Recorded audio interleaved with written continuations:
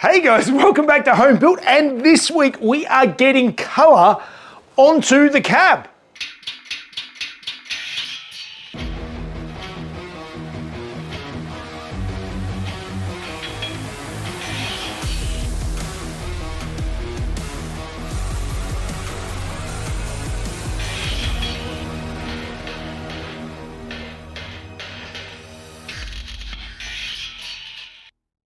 Alright guys, well before we get into it today, I just want to take a second out to thank this week's sponsor, which is Bluetti, with their monster Apex 300 portable power station. So this is a smart, cost-effective single unit for essential backup that is scalable. So as it stands, this has about 2.7 kilowatts of capacity, but you can scale it and add on up to 3 of these together and up to 18 battery packs to get 11.5 kilowatts of output and 58 kilowatt hours of capacity. And rated for over 6,000 charge cycles, it promises up to 17 years of daily use, retaining 80% of its capacity. And with 3 of these in parallel, you can even charge electric vehicles.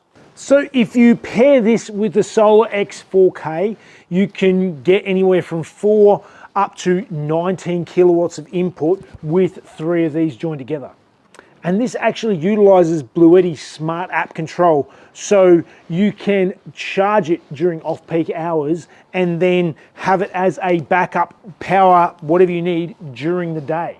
And if you're going to use this to power something like, say, a freezer or whatever in your garage, and if the power goes out, there'll be a seamless changeover to make sure there is continuity of power the whole time. So this is really the perfect setup for a caravan or RV. It can easily power a coffee machine or an air conditioner. It has 4 massive 15 amp AC outputs in the unit itself. And with the addition of this hub D1 unit, you can actually provide up to 700 volts of DC output. It has 2 12 to 24 volt cigarette lighter type outputs. It also has 2 USB-A 15 watt outputs in it, and then 2 USB-C 100 watt output, and a 50 amp Anderson plug. And this unit you can move and mount wherever you need. And this unit is much quieter and more eco-friendly than just running a generator the whole time. Basically, you could charge it up during the day if need be, and then turn it off. So in the evenings, you've got silent, nice, quiet, consistent power, making it perfect for these RV or caravan or off-grid living.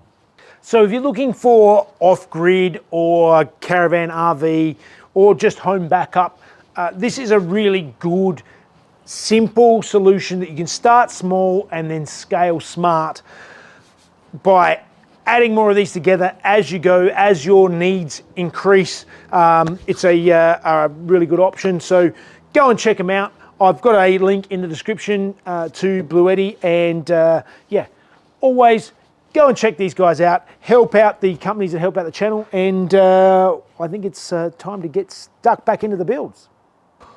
Alright guys, welcome back. And if you were watching last week, I actually got the entire inside of the cab painted in POR 15, and I got primer over all of the firewall and all of the surfaces that are going to be painted and eventually seen on the cab of the Frankenhauler. If you missed it, I'll put a link up above so you can catch up. And like always, do the things, like and comment. All of that stuff really helps out that crazy algorithm. So, getting into today's task, which is basically what I need to do now. I've got all of my high fill primer on all the surfaces. I need to put a guide coat on them before I can sand them back and see if I can get them nice and smooth. Alright, so it's time to do the guide coat, and what I mean by that is the way most people generally do it is you get a old spray can or something you've got around, often sort of black on a light grey surface, just something that's contrasting colour, so that you can spray a very light dusting on, so that it covers the surface just very lightly. It's very easy to sand off. And as you sand, what you're going to do is you're going to sand that layer off, and any of the lows, that paint is going to stay in. So you're going to easily be able to see the low spots from the high spots and differentiate it so that you know where to come back and you need to touch up and fill or whatever. What I've got here, I actually prefer this stuff, which is basically a powder. It's a bit like charcoal dust that wipe over the surface, and that does the same job without being quite as messy as the paint. And yeah, I'm quite a fan. So let's guide coat the surface. We just need to wipe this on like this over everything. So let's do that. I really like this powder guide coat. I much prefer it over spray painting things. There's less overspray, and it just sands off really nicely without sort of adding an extra layer of stuff you actually physically have to sand away. There are little spots that have little blemishes that I will have to go through and repair, but that is the way it works with the initial primer coat. Particularly when you start getting into internal corners and things like that, that's where it gets a lot more difficult, and you need to spend a lot more time to get a nice finish. And you can see here I'm going around and cleaning it all up with some wax and grease remover. All right, well, I have gone through and I have guide coated and then sanded back the entire surface of all of these places. And there's a few little touch-ups around the place. I've hit it with the grinding wheel in some of these spots. You can see also down here where I've had some excess weld and stuff that I needed to hit back. And the surface of the dash, which is going to be front and center. This is going to be the main bit that's going to be seen, and there's a little bit of sort of pockmarking and sort of rough surface here. So I need to do a skimmer filler on this and some of these other places, and then we can see how it looks after that. So first of all, I go through with a skim of body filler on just the little bits that I need to touch up. And then once it's set, I sand it back, and everywhere I've done a little rub through or anything, I hit it with some etch primer, which is just enough to seal it all in and it still make it ready for paint.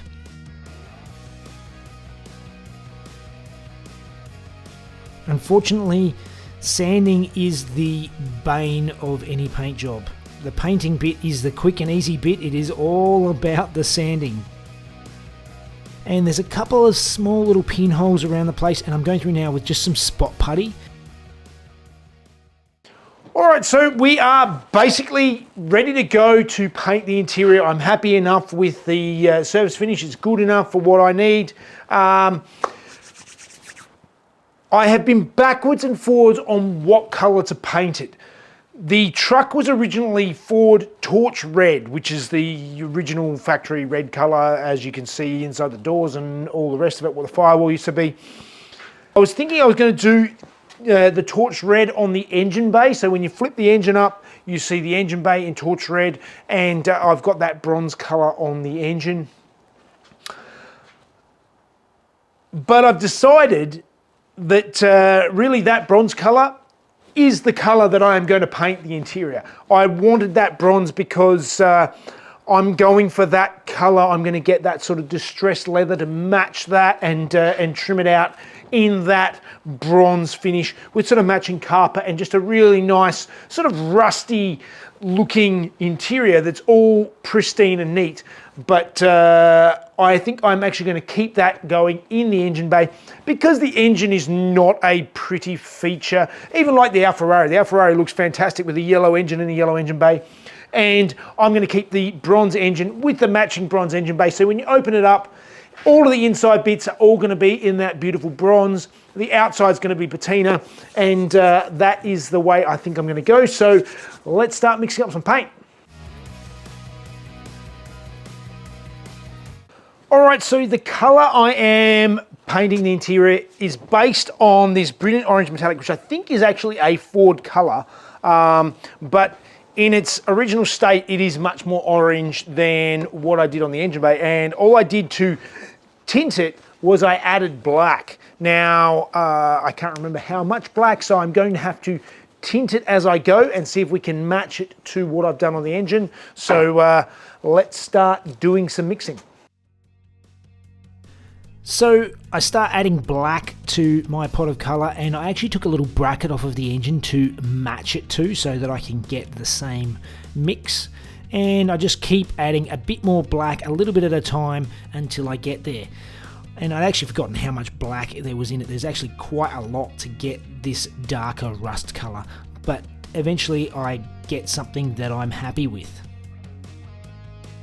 And then I mix it with a bit of base coat reducer to get it to a sprayable consistency, and then seal up the booth. And in anything like this, I start with a really light dust coat and do a couple of dust coats of the colour until I've got a nice solid finish. I find if you hit it hard with a wet coat straight off the bat, you're much more likely to get fry ups and fish eyes and things. And then it is on to mixing up the clear, and I'm actually using a Concept Paints matte clear. So it is still a 2K product, so I mix in the hardener and a little bit of 2K reducer, and then go through and give a couple of nice solid coats of the matte clear.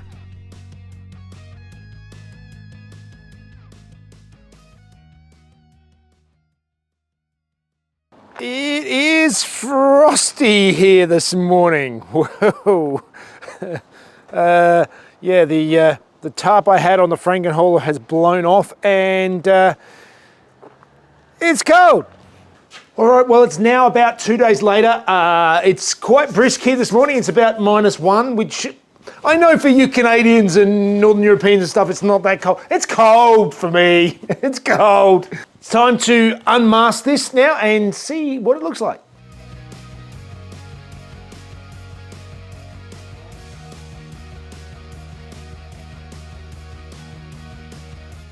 All right, I am overall pretty happy with how it all turned out. So inside the door jambs and everything, I love the color.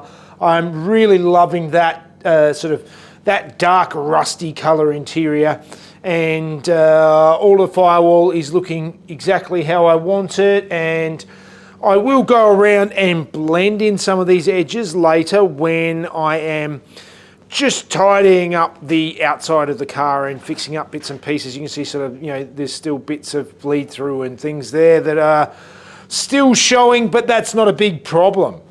There was a couple of spots. I actually dragged the hose accidentally over this lip when I was painting it, so I have a little bit of a mess there. But the good thing is that this truck is rough, and I can just airbrush in those little bits. There was another bit right here that I need to airbrush in. I'm not over the moon about my finish of the dash. I think I need to come back and do it again. There's a bit too much mess there, and I would like that looking a little bit neater. But thankfully, I need to come back and do some other panels of the engine bay when I get to them. So I'll redo the dash alone when I do that. So, all right.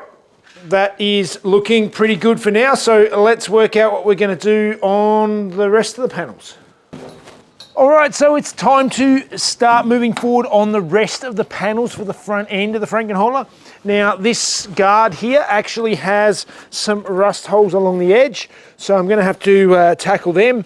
But first things first is I need to get onto the inside and start cleaning this all up, get rid of all of the flaky paint and the surface rust, and see what we're left with. I also need to remove this front indicator. I definitely am not using this, but I don't know what I'm going to replace it with. I'm going to have lights there, or I'll work that out later, but that is not staying. So let's sort this out. So first things first, I'm going around the whole underside with the wire brush on the angle grinder, just taking off all the flaky paint and cleaning up all of the surface rust. Then it's time to try and unbolt that indicator, and it was just easier to just cut it off. Then it's time to get out the hammer and dolly and start getting rid of some of the dents from this old farm truck's panels. It was never probably loved that much. It was used as a work vehicle, and it definitely shows signs of that. And getting in underneath with a wire brush and cleaning it all up. Now I'm trying to get rid of some of these rust spots. So they seem to be sitting along the edge at the top of these front guards, which tells me they probably were sitting upside down at some stage. And then I smash another camera. And there goes another camera. I think I definitely need to do a scan of this camera. This is what I'm using every day.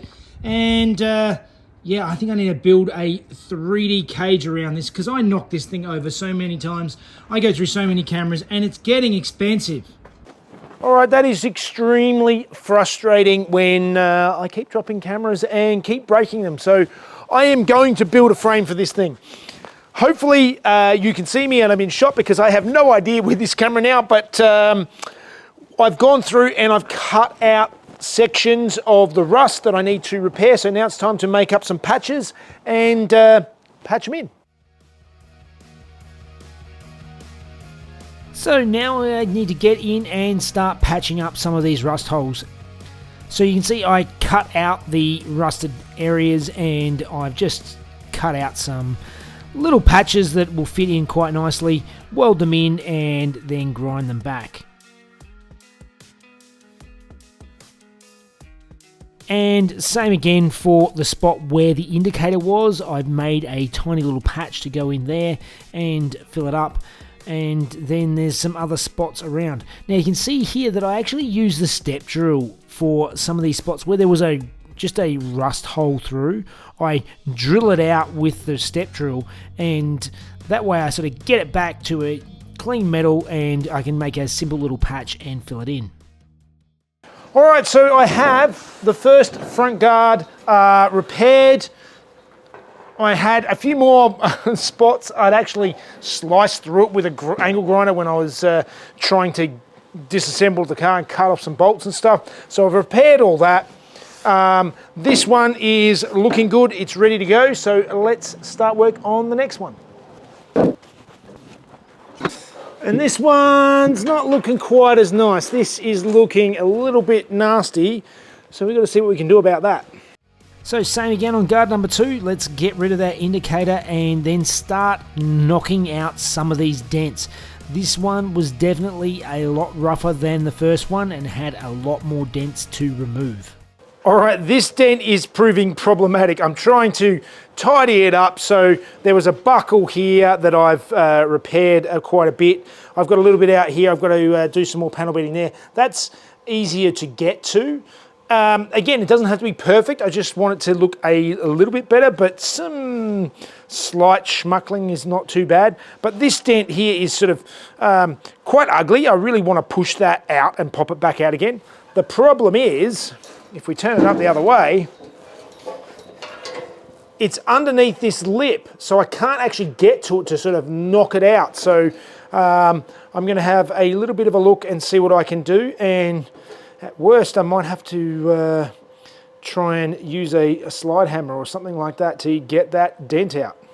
So because this dent is harder to get to, I drill a hole in the middle of the dent and then start with the slide hammer and just pull the dent out. And this takes a couple of different goes because there are a few places where the dent is lower, and I work around it and it ends up being 3 different spots, and then I can get in with the hammer and dolly and then start tidying it all up and get rid of any puckering that the slide hammer has left. All right, that is reasonably good. That's yeah, definitely got that dent out. Obviously I've got to weld these holes up, but that is way easier than any other option to try and get that dent out. So I'll just keep going around. I'm going to panel beat that a little bit and then start trying to panel beat this out a little bit and make that a little bit less schmuckled. So at first, I'm just bashing the dent out from the back, not even using a dolly. But dolly is definitely a better way to go, and it's a bit of work backwards and forwards on both sides, and I'm pretty happy with the fact that I've got that dent out. And with that done, it's back to patching holes. So obviously I had those holes that I used the slide hammer on, and I fill them all up and get that stuff all sorted out. But the rust on the back of the guard was a little bit more problematic. So I need to cut out a large section, bend up a patch piece, and then start trimming it to shape. Then I can get onto the shrinker and shrink it so that it actually curves to follow the body line rather than being just a straight square piece, and then weld that in.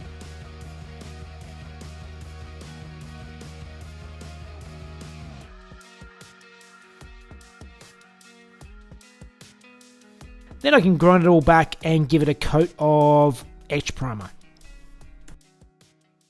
All right, that's looking really good, that repair. I'm quite happy with how that turned out. And if we walk our way around and have a look at the other corner, you can see those holes where I pulled that dent out. I've filled them all in. That is all nice and flat and smooth now. And moving down to the lower part here where this was all caved in, that is much nicer and back out into shape now. So that is really coming together. So the front guards are looking good. The cab is looking fantastic. I'm really happy with that. And it shouldn't be long now before we can actually bolt the cab onto the chassis for good and get the whole thing running and driving. So stay tuned for that, but I'm afraid we're out of time, so I think that means it's time for Fun Facts with Mrs. Jeff.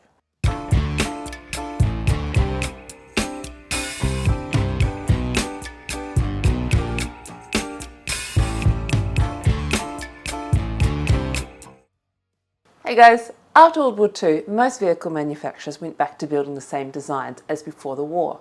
In 1947, Ford revealed their all-new purpose-built truck lineup, completely separate from their car lineup. These were known as the Ford bonus-built trucks, or as they are now known as the F-Series. These trucks were designed with a roomier cab and also boasted a three-way ventilation system with the two vent windows and also a pop-up cowl vent. At the time, Ford was the only company offering their trucks with a V8, and all of their trucks could be optioned with a Marmon Harrington all-wheel drive. There were 8 sizes in the range, starting with the half-ton F1 pickup truck through to the F8 Big Job. The F5 1.5 ton and the F6 2 ton were also offered as a COE, which is cab over engine configuration.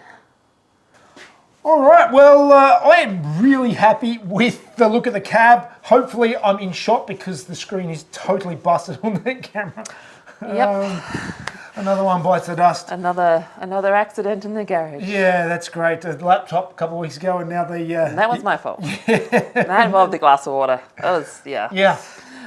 So, anyway, hopefully you enjoyed it. We are really making some progress and it shouldn't be too long before we're actually able to sort of move this thing around and drive it. Okay. Or at least drive it around. Yeah, great. Yeah. Awesome. And I love the colour. Anyway, is that your first colour reveal? They didn't know it was going to be on the cab. They knew it was on the engine. But, okay, cool. All right, let us know what you think of the colour and we'll see you next week. See you next time. Bye, guys. See you guys. In 1947, Ford launched their new, I don't know what I'm saying, I'm tired, with the 2 vents in each door on the sides, like gills, with the 2 vent windows and the pop-up cooling vent. What did I say? What? C-O-W-L, cowl. Well, which one's the cowl vent? Oh, I thought we said cool vent. Cowl. Okay, cowl. 3-way ventilation system with the 2 vent windows in the doors. Yep. And boasted a 3-way ventilation system with the 2 vent... Distracted me through sneezing. 3-way ventilation. And there was also an option for a Marmon Harrington all-wheel drive. System. Shorty, come on out of there. Shorty, come here. Come on. Come on.